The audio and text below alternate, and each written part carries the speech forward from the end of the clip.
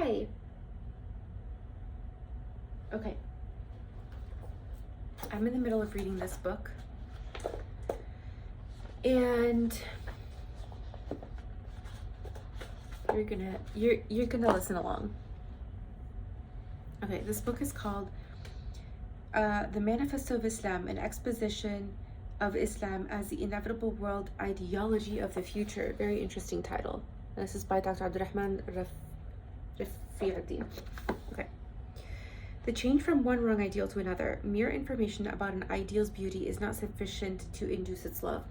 An ideal, okay, so first of all, I'm on page 14, and basically this is talking about how human beings always want to strive towards an ideal, and that ideal is something that is perfect, that cannot change, that cannot be destroyed, that will not leave, that will not ever be imperfect.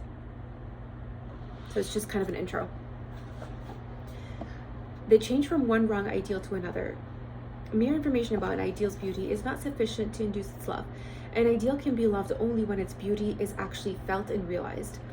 As an obstructed river must divert its course and flow to the next level that can receive its flowing waters, regardless of consequences, so when a man cannot feel the beauty of the right ideal, the powerful current of his urge for beauty is misdirected towards and finds an outlet in an idea, the beauty of which he is able to feel and which appears to him to be the most attractive of all the ideas known to him. Though of course its beauty will be only imaginary, and he will be only the victim of an illusion. So basically you're looking for this ideal, right? But you're not able to feel the proper ideal. I know he's ultimately going to say what that ideal is. But let's say you don't find it, or you're not able to feel it, or you're not able to connect with it, then you're going to look for the next best thing. But that next best thing is not really the best thing because it's not an ideal. It could be a person, it could be a woman, it could be money, it could be power, right? So if that's what you go towards, then it's actually imaginary because it's not really an ideal, so it becomes an illusion. Some qualities of beauty appear to him to be clearly visible in this idea. Hence, attracted by these qualities, and in order to have a full satisfaction of his urge for beauty, he begins to love the idea as a whole, imagining wrongly that it has all the qualities of beauty that he desires. This happens a lot when we idealize people. I think that's the most, that's like the best example. When you idealize a person, you can't see them doing any wrong, which is not good because they're a human being. And also you put too much pressure on them that way, because it's like it's expecting them to just be perfect for you, and they're not going to be because they're human, and that's not giving them the space to be human. It's expecting perfection from an imperfect being. We are imperfect, we are going to make mistakes, so it's only going to disappoint you.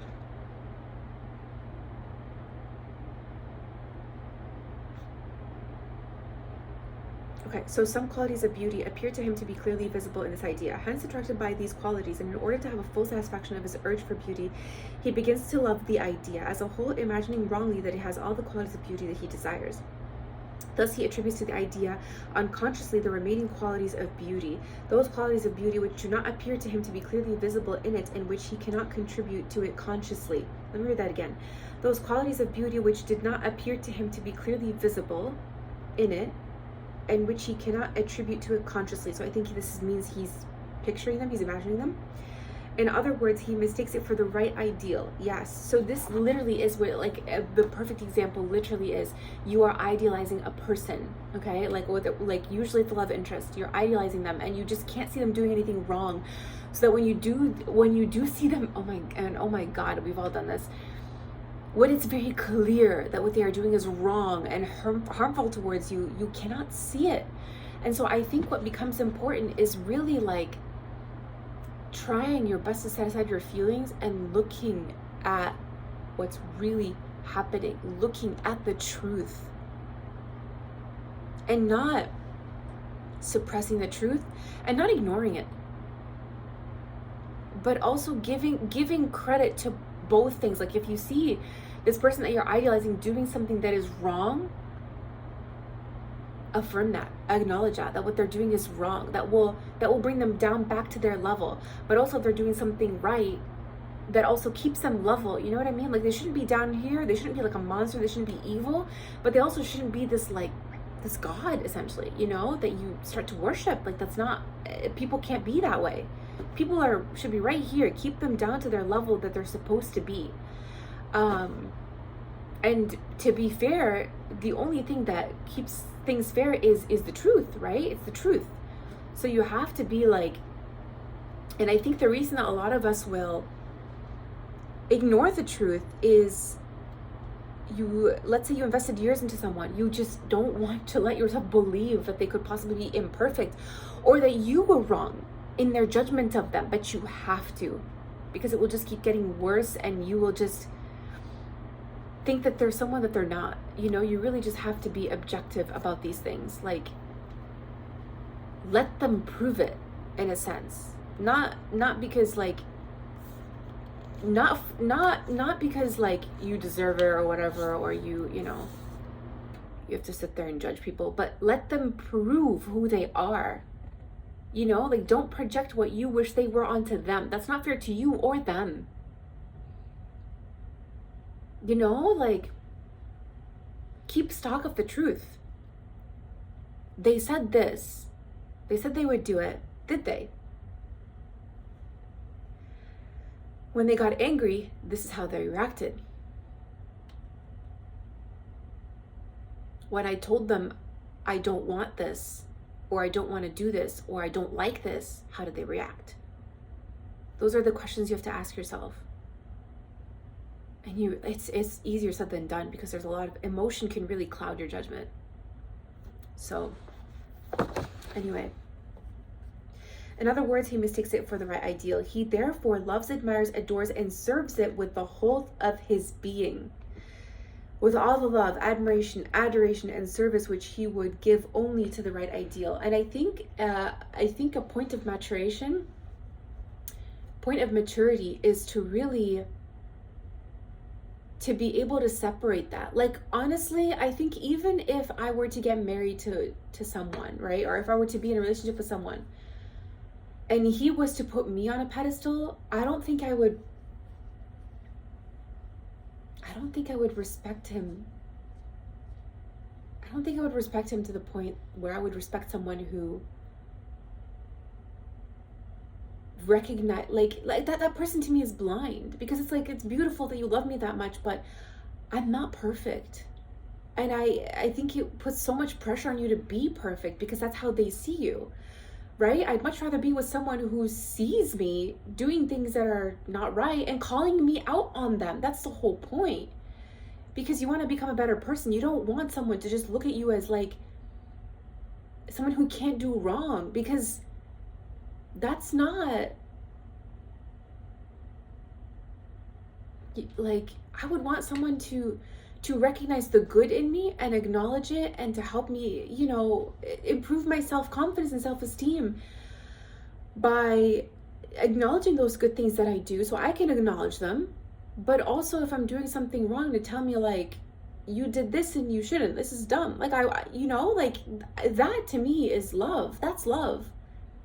Because if you're doing something that's wrong, you're ultimately hurting yourself. And someone who truly loves you would not want that to happen. So if you're doing something that's harming you, and I think the perfect example is the good enough parent, the good enough mother, the good enough father. There's no perfect parent. A parent sees you doing something wrong, they should tell you, and you're probably going to hate them for it. But they are doing it for your own good. So yeah. Okay, I think I'll go maybe, I'll finish this part because a new subject comes up. Okay. There's an ayah from Surah Al-Baqarah. Bismillah ar-Rahman ar-Rahim. وَمِنَ النَّاسِ مَن يَتَّخِذُ مِن دُونِ اللَّهِ أَنْدَادًا يُحِبُّونَهُمْ كَحُبِّ اللَّهِ وَالَّذِينَ آمَنُوا أَشَدَّ حُبًّا لِلَّهِ. And then it stops here, but the ayah keeps going. Yet there are some men who take for themselves objects of worship besides Allah, whom they love as they should love Allah, and those who believe are stronger in their love for Allah. I'm going to say it again. وَمِنَ النَّاسِ مَن يَتَّخِذُ مِن دُونِ اللَّهِ أَنْدَادًا يُحِبُّونَهُم كَحُبِّ اللَّهِ وَالَّذِينَ آمَنُوا أَشَدُّ حُبًّا لِلَّهِ. In due course of time, however, his intimacy with the ideal, as well as the growth of his knowledge of himself, i.e., of the ideal that he really desires, reveal to him the hidden defects of his ideal. These defects come into a contradiction with the qualities of beauty which he had consciously attributed to the ideal. He therefore concludes that his ideal has no qualities of beauty whatsoever.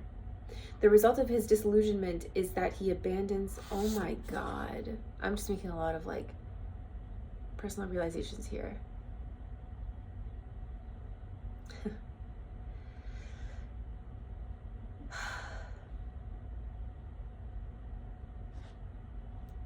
I'm gonna keep them to myself.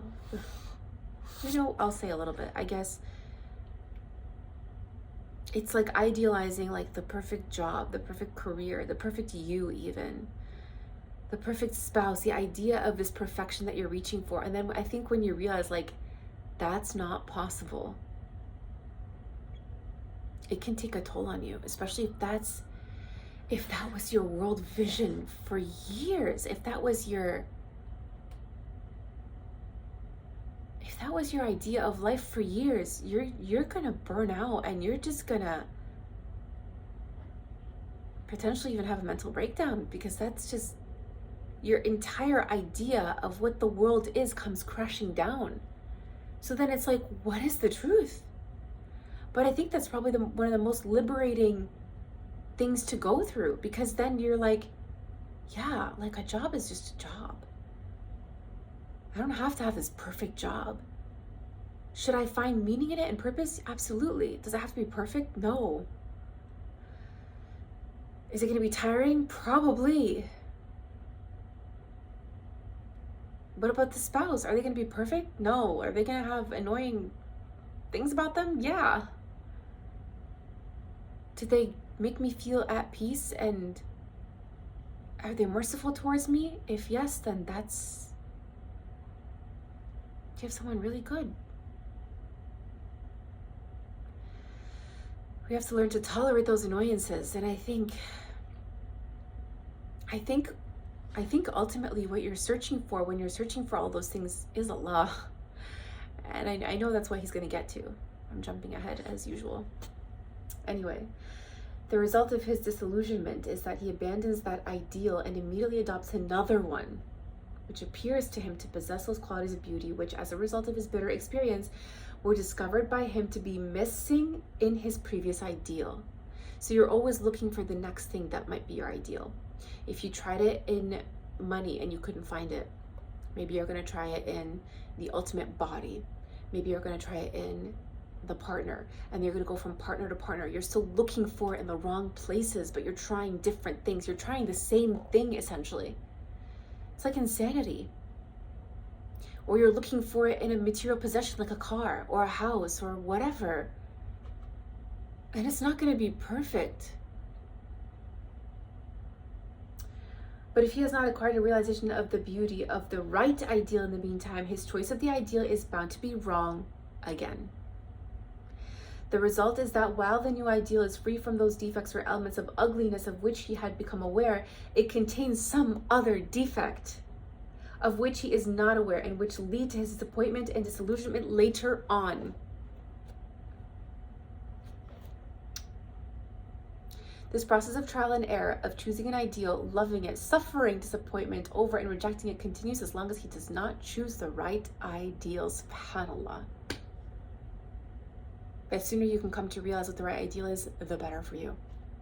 The rising of one ideal and the lowering of another in a person's estimate of beauty is simultaneous, like the rising and falling of the two ends of a seesaw, so that when a man has spurned one ideal, he is already loving another. Whenever there is a gap in the rejection of one ideal and the adoption of another on the part of an individual, the powerful pressure of his love is unable to find an outlet, and the result is a shock or a nervous disorder. This guy is a genius. This guy is literally a genius. This is just psychology, 101, actual psychology. And I think psychology today is so, just completely ignore spirituality. That's the whole point. Like, wow. This is a treasure. I'm so excited to keep reading this. Wow. But it's 9:50 and I gotta go to sleep. But yeah, if you keep going from one ideal to another, you're just gonna keep disappointing yourself. And I think to protect your heart from becoming so jaded to this world that is not perfect, you're never gonna find perfection here. We gotta come to realize Allah sooner. And that is the blessing of Islam, of hidayah, of guidance. The ideal is literally found in this, in the Quran, in learning about Allah, in reading about His names and getting to know Him. Because we can't equate Allah to a human being. Human beings are so fallible. SubhanAllah.